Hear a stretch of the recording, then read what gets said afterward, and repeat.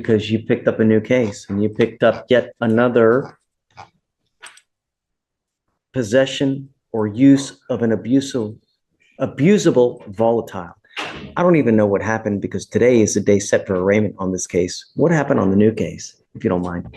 Do you want me to repeat it, John? Yeah, please, because I have not even heard it to know what happened. Yeah. I also spoke to the witness yesterday, so I can tell you minutes from Great. that. But on October 17th of 2024, officers responded to a call regarding a welfare check at the Dollar Tree located at 14324 FM 2920. A witness stated she observed the defendant inhaling from a can of multi-purpose cleaning duster and later observed the defendant slumped over on the steering wheel of her motor vehicle in the parking lot. Upon officers' arrival, officer observed the defendant sitting in the front driver's seat of her motor vehicle with the motor vehicle running in the on position. Officer also observed several cans of multi-purpose cleaning duster beside her. Officer observed the defendant to be confused and disoriented. She admitted that she had entered the office depot to purchase several cans of duster with the intent to inhale chemicals in a manner contrary to the directions, cautions, or warnings appearing on the label. And the defendant stated she did so to create or induce a condition of intoxication, hallucination, or elation. And she was found in possession of 3 10-ounce cans and 1 3.5-ounce can. Is there anything else that you wanted to add to this? Me, Judge? So the witness who spotted her, she had pulled into the Dollar Tree, parked there, and the defendant's motor vehicle was right next to hers, and she had noticed that it was on. So the witness, she went into the Dollar Tree, then went down to Target, did some shopping, came back an hour later and noticed that the truck was still there and still running. So she got worried, looked through the window, and she found the defendant slumped over. She stayed watching her for a while to make sure she was okay. She didn't feel comfortable driving off. That's when the witness saw her lift her head up slowly and inhale from the can. Again, in front of the witness, and my witness, she told me, and then she slumped back down, and that's when the witness called 911 because she was worried about the defendant driving off in that condition. I've spoken extensively with Ms. Stepanski about this, Your Honor. You said the exact same thing to me when we came here the first time, and now she has a new case. Yes.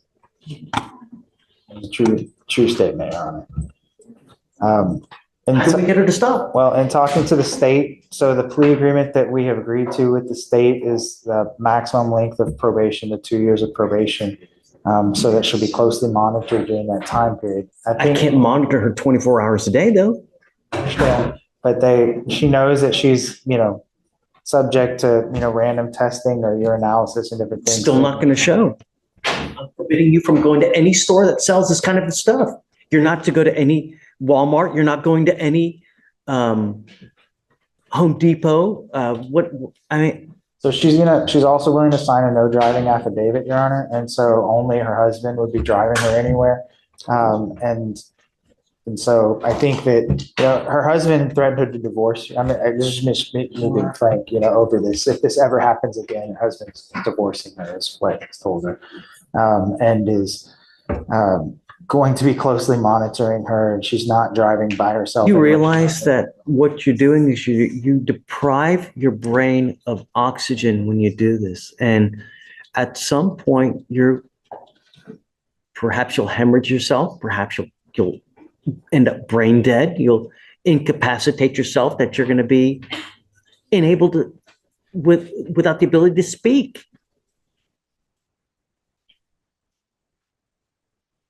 But you do this, and then you get out there, and it happens again.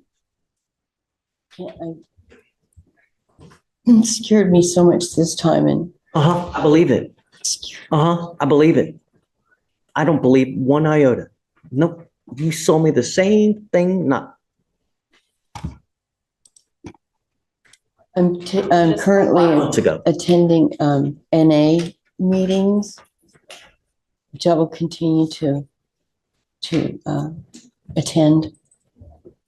I think that, like I said, the combination of her not being able to drive to be able to go get this stuff, and her husband helping to monitor that, and the enforcement of the 2 years of probation and making sure that she knows that, she's under I have a sponsor. surveillance, that I don't think it will continue to be a problem. I think that when there's been monitoring, there hasn't been a problem. This is just me kind of pulling back the curtain there because we're entering a plea. Mr. Haddad, how do we get it to stop? This is, man, I'm sorry, Judge, if I could just finish that thought for a second. Look, I'm all ears Yes, sir. with any recommendation as how to get it to stop, because I mean, it's not something that I can test that'll show whether someone's using or not. Judge, at this point, I mean, I was hoping that the TRS would recommend something such as like HUA, that's like a intensive treatment made for women. That's. Yes, I mean, yeah. I'm thinking HUA might be a good place to put it. Figure out what the TRS is kind of. Right. I think that that's the best thing that we need to do. Yeah, I think that. But my opinion, Your Honor, is that the no driving affidavit will cover or will fix the problem. This was when as soon as she started to drive, basically it became the problem. When the husband said, okay, you can drive, then she went to the store and did that. But without her being able to drive, and like I said, the husband making sure that that's not happening, because again, he's not tolerating any of Is this. the husband here? He is not here today, but I can get him here if you'd like, Judge. I mean, I think, Michael, I think you hit the nail on the head. I think what we need to do now, and Craig, I think what we need to do now is have our TRAS to see where we go, because we have clinicians that will be able to tell us how to tackle this problem, because I'm truly at a loss of how to get it to stop, because theoretically this is something that you can get anywhere, right? You can have it delivered through Amazon, right? So Sure, but that hasn't been her MO of doing any of this. I understand you. I hear your words. she's been able to drive. I understand. Right. Well, she wasn't able to drive for a while after this happened or whatnot, and then it wasn't a problem. And then when driving resumed, then that resumed being a problem. So that's why I think I don't know that for the sure. no driving affidavit would fix that. Ms. Brown? I mean, I've explained to her that, what she's signing up for, is a lengthy probation. It's a 2-year probation with potential constant monitoring that whole time, plus whatever TRS conditions and other kind of help that they can, help her with. And then, that if she messes up in probation, that she signed up for, 180 days in jail, that's what she's understanding.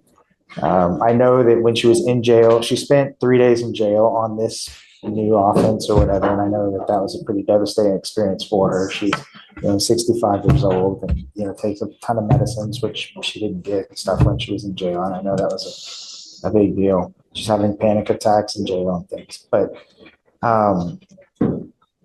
I think the conditions that we've agreed to with the state are sufficient.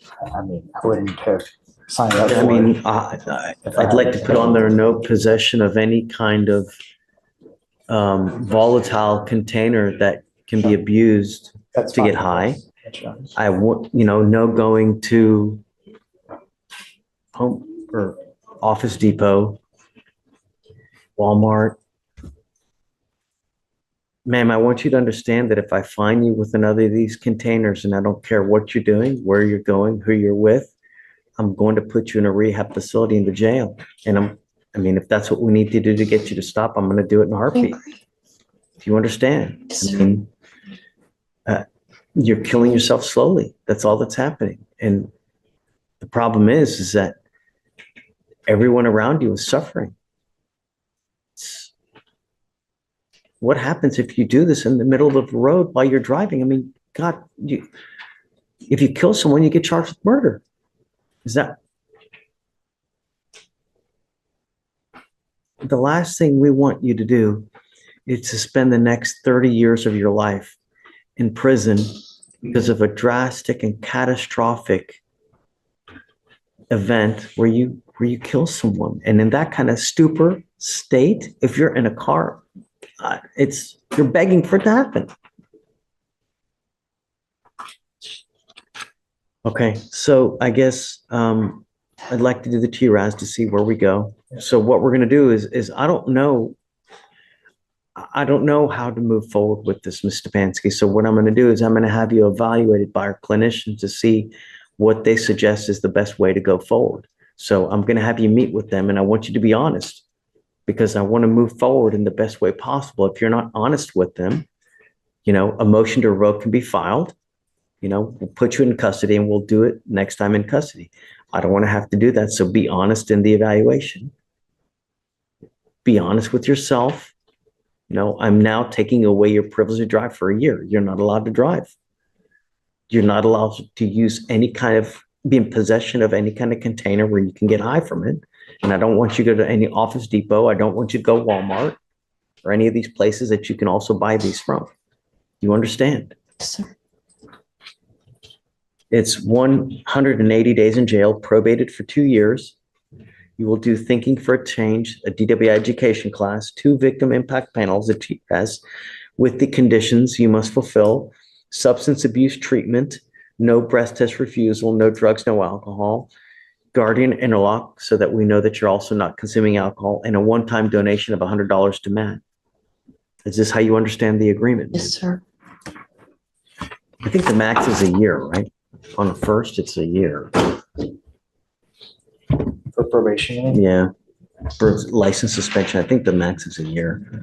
I mean, if it was 2 years, if I can do 2, I'd rather do 2 because I think that I just don't want you to go anywhere near a car until this problem has been tackled. Do you understand, man? Do you have any questions? Sir. There are other things in life that give you that kind of rush instead of using a can. You need to find another outlet, but cans, that's not a good way to go because you're really going to sue some irreparable damage the last thing you need is to become a vegetable.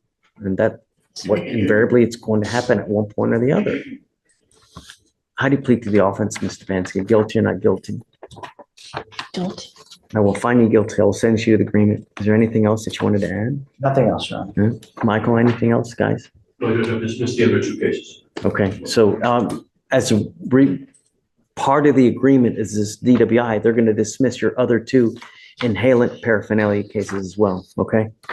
All right, man, wish you best of luck. We'll have you do the TRAS, and then I guess just give me a heads up when you do it, will you? And then, Craig, I'm going to reach out to you so when we get it back, I'll let you know what it is that way. That's not. That you know as well.